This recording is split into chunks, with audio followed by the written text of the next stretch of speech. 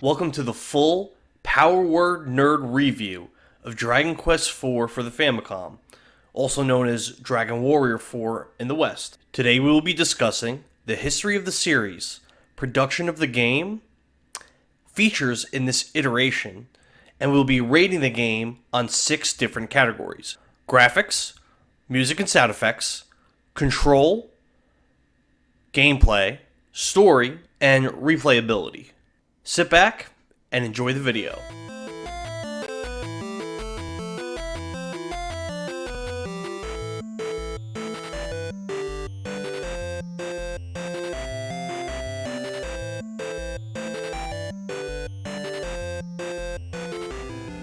Dragon Quest is a JRPG series that began with the first game, published by Enix in 1986. There are 11 main series games, along with numerous spin-offs such as Dragon Quest Heroes, Dragon Warrior Monsters, etc. Dragon Quest 1 through 4 and Dragon Quest 7 went by Dragon Warrior in the West due to a copyright issue, so keep that in mind as we go through this review. In most series entries, you play as a group of heroes out to save the world from some type of major threat or bad guy. Common elements persist throughout the series and its spin-off games, such as turn-based combat, recurring monsters, including the slime, the series mascot, and a text-based menu system that was especially tedious and cumbersome in earlier entries, as well as random encounters. An interesting thing to note about the series is that Akira Toriyama of Dragon Ball fame did much of the artwork and character designs for the series, so fans of his should be able to appreciate that. Dragon Quest IV Chapters of the Chosen was released on the Famicom in February of 1990 in Japan, and on the NES in October of 1992 in the US. Ports of the game were also later released on the PlayStation, Nintendo DS, and mobile devices. Dragon Quest IV is different from other games in the series by breaking up the game into 5 separate chapters, each of which focuses on a different protagonist or protagonists. The first chapter is from the perspective of Ragnar, a soldier looking for missing children. The second from the perspective of Elena, a strong-willed young princess, and her 2 retainers, Bray and Christo. The third is from Tulun, an ambitious merchant. And the fourth is from Mara and Nara, 2 sisters seeking vengeance for their murdered father. In the 5th chapter, you play as one of those chosen heroes of prophecy, as the trope goes, and you eventually meet up with the other heroes from the previous chapters. While Dragon Quest 1 through 3 are connected, Dragon Quest IV is not connected to those games in any way. Dragon Quest 4 to 6 partially involves Zenithia, home to a castle of sky people. This becomes a recurring place in Dragon Quests 5 through 6 as well. Just on a side note, in the Nintendo DS remake of Dragon Quest IV, there is a 6th chapter, where the heroes team up with the villain of Chapter 5 to avenge his murdered love, Rose, and defeat the creature responsible for her death. In the version we are playing, there is no teaming up with the villain, and the creature that caused Rose's death is killed by the party shortly before facing the villain. Gameplay-wise, Dragon Quest IV retains some of the features from previous games, while adding some new ones. Features retained include the day and night cycle, first introduced in Dragon Quest III, the ability to travel via ship, and a flying vehicle, a hot air balloon in this entry, and the 3 keys. There's 3 different levels of keys that open 3 different levels of doors. There are also travel doors, which allow the party to move a great distance in a short amount of time on the world map. These weren't really that useful in this game opposed to Dragon Quest III, because in this game, it's very easy to get from place to place. You have spells that allow you to teleport around, items that allow you to teleport around. I didn't really feel like I was all that constrained playing through Dragon Quest IV. Unlike the hero in Dragon Quest III, the hero of Dragon Quest IV is not required to be in the party at all once the wagon becomes available. Despite this, the hero is again the character that possesses the most powerful healing, the most powerful attack spells, and he's also physically a very strong fighter, and can equip the best equipment in the game for the most part. Many spells, weapons, armor, and shops function the same as they did in previous games, including the Bank Vault. In addition to the new chapter-based storylines, an artificial intelligence system called Tactics was implemented in this entry. It allows the player to provide strategies to the party members, who basically function as NPCs in battles when they're not the first character in the order. These tactics include prioritizing damage, healing, or magic point conservation, all while maintaining full control of the number one character in the order.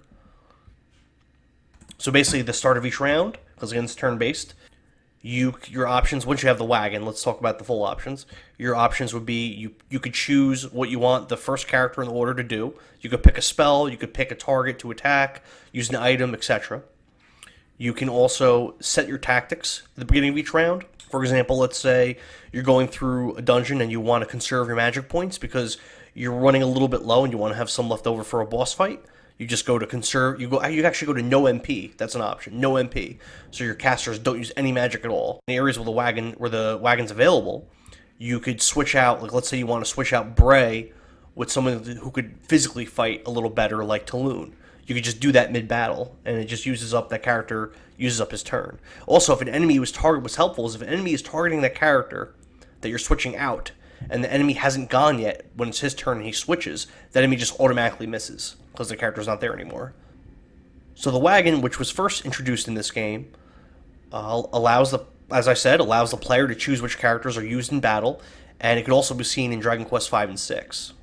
This is also the first installment with the casino.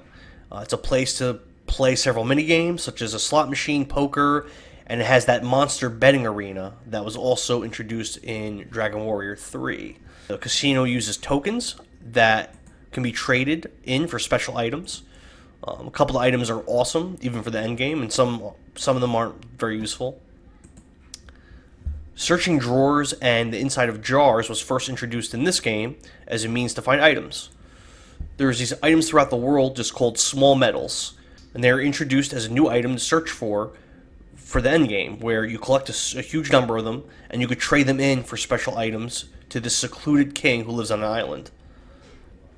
Also in this game, saving the game was made a little easier because you're allowed to save at a house of healing rather than having to talk to a king. In Dragon Quest III, you can only save by speaking to the multitude of kings throughout the world. In Dragon Warrior 1, you could only save in the starting castle by talking to that king. And I think Dragon Warrior 2 as well. So that was pretty inconvenient. Now onto the review of the game. Graphics. The first thing you'll notice if you played the other games is Dragon Quest IV still has almost the same look as Dragon Quests 1 through 3. The colors, details, and most other things are nearly identical to the previous entries. This wasn't too terrible when the first game came out in Japan in 1986, but by the time the fourth game came out in America, in late in the NES lifespan, 1992, 6 years later, it just looks quite outdated. It just does not look that good. Granted, there are some smooth animations and effects in this game.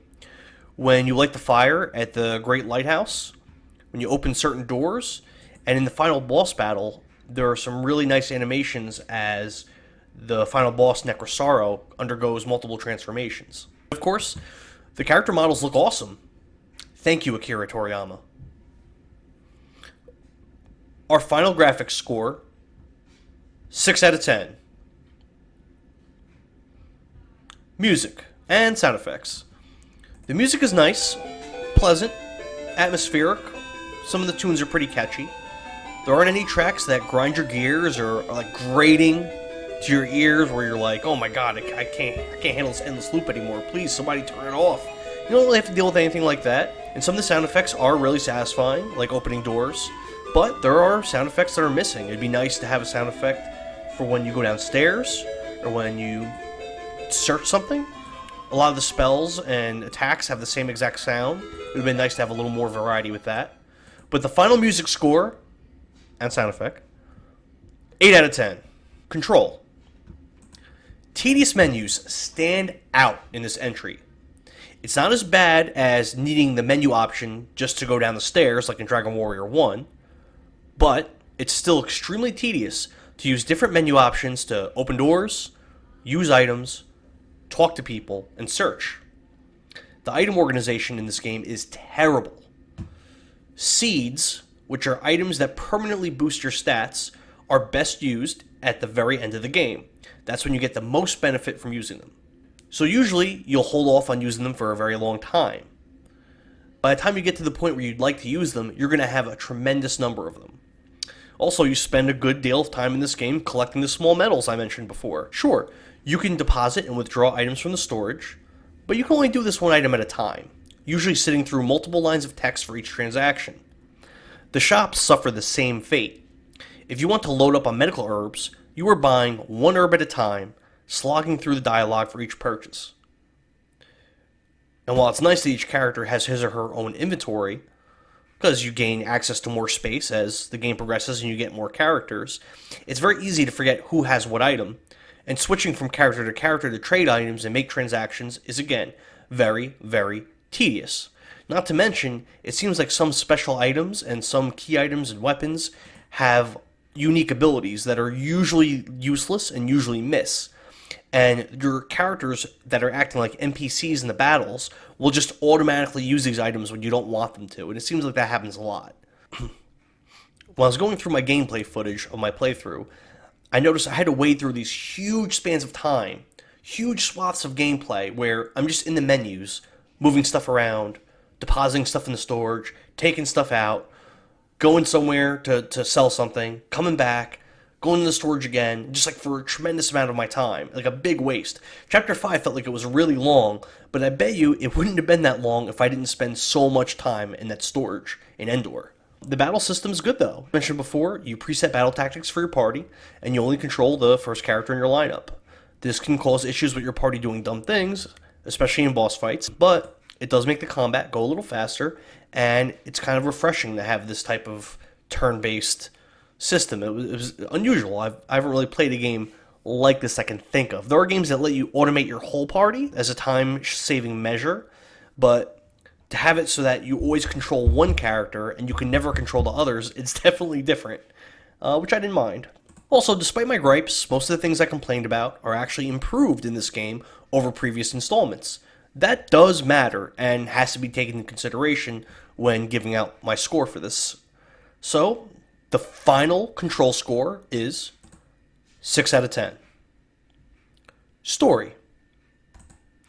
Dragon Quest IV has an incredible narrative compared to other JRPGs at this time.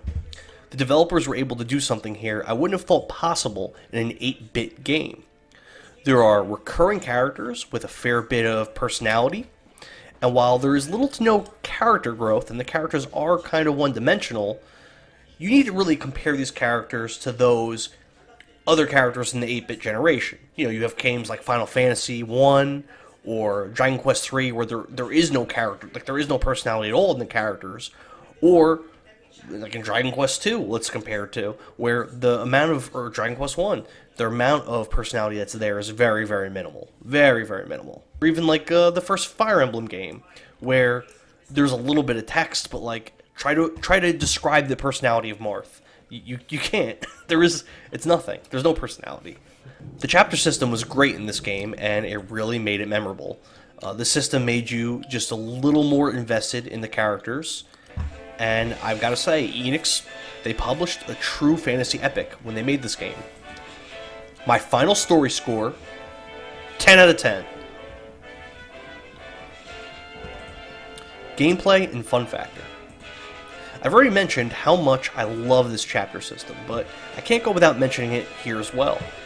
Dragon Quest 1 and 2 had very few boss battles, while Dragon Quest 3's bosses were mostly uninteresting. You weren't too invested in them. You know, you hear about the first Archfiend, he's supposed to be some big badass. You go, you fight him, you kill him the first time you meet him.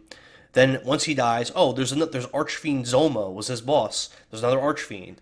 So you go, and it's true that you do end up finding your father, which is an interesting part of the story. You do end up finding your father before facing Zoma, and he dies right in front of you. And his dying words are basically he asks you to go and find his son and to tell him some kind of message or something. It's just interesting. Your father didn't even recognize you when he died right in front of you. But generally, those bosses in Dragon Quest 3 and those story elements in Dragon Quest 3 really weren't on the same level as Dragon Quest 4. In Dragon Quest 4, you really did boss battles right. There's a multitude of bosses that are interesting. You're invested in defeating them due to the game's narrative. You actually fight Balzac and Killian twice each. Necrosaro, the main villain, he's around for a long time and you even interact with him somewhat. Elena was supposed to fight him in Chapter 2 as a final in the tournament, but it ends up not happening. They never really explain why he didn't show up to the tournament, but I'm sure he was busy doing something evil. Leveling up here isn't an awful grind fest like you find sometimes in other RPGs in this era. Usually, you level up fairly quickly, and the power-ups that you get from levels up, I mean, it does vary. Ragnar, for example, gains tons of HP and attack power per level, while Christo and Nara will gain like 2 HP, like 1 strength, and like, you know, a couple points of MP, and a spell every few levels. So it does vary, but generally grinding isn't that bad in this iteration of Dragon Quest. Also, the NPCs, they give out decent hits. They direct you where to go. This game doesn't have you suffering through cryptic bullshit like some other games, like Dragon Quest 2, Castlevania 2. You don't have to deal with any of that nonsense. You talk to NPCs, you talk to people at a castle, and they might tell you about how monsters took over Santine Castle. So you're like, oh, I should go there. You know what? I remember at the end of the last chapter, Santine Castle, there was no one there. Everyone was missing from the castle. Let me go and investigate that. You know, it's also pretty satisfying whenever you complete a dungeon or you get to the next part of the story.